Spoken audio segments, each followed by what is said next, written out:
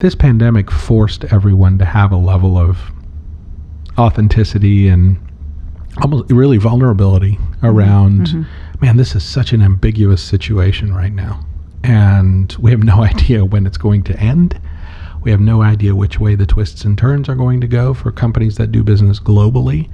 They are also under the pressure of, are we even going to be able to get in and out of the countries that we operate in? So I think having, the carry forward around candor and around authenticity and around, just being real with your people, I think that's going to be important. I think the other piece is really encouraging and motivating and inspiring people to deal with ambiguity.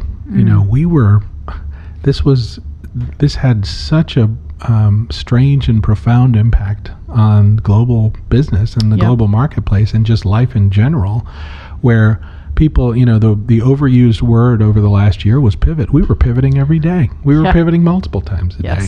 And because we just didn't know. We had no idea. And to a degree, there was some decision fatigue around that.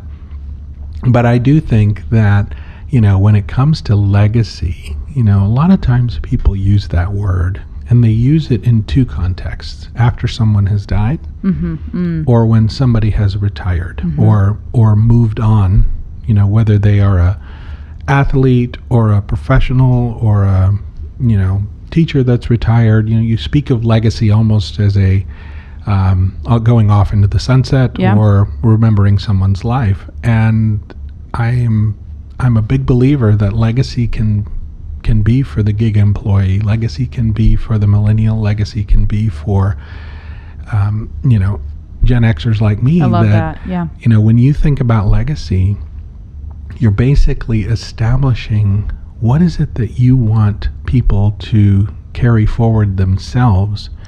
People that look at legacy in a very inward way, that say, it's all about me and it's all about, what stamp am I going to have?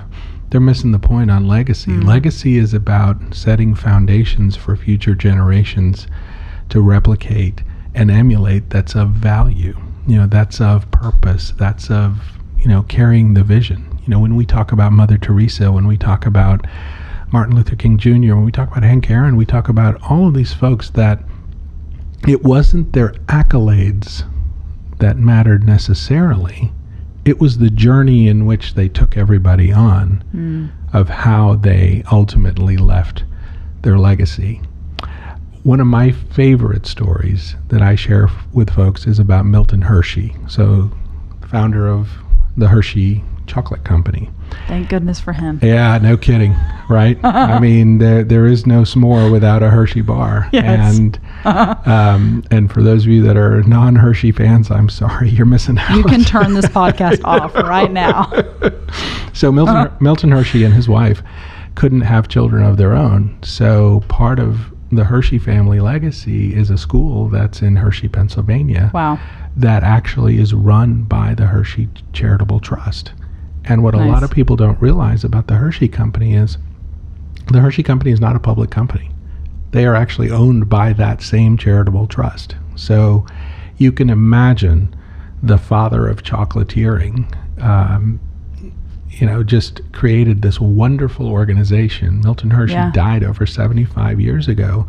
And when you walk the halls of the Hershey Corporation today, people still refer to him as Mr. Hershey as if he has just left the room. Wow. And the legacy wasn't necessarily that he came up with Hershey Kisses and Hershey bars. The legacy was he and his wife set up this school for at-risk children. They developed an entire infrastructure and built up the town of Hershey, Pennsylvania, that is still a flourishing and thriving town.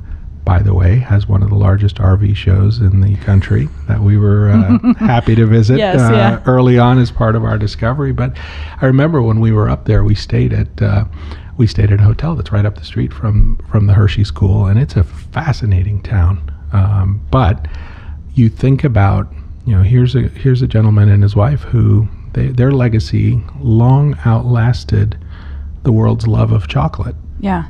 It was all about changing the trajectory of the kids whom they never had an opportunity and will never have an opportunity to meet on Earth.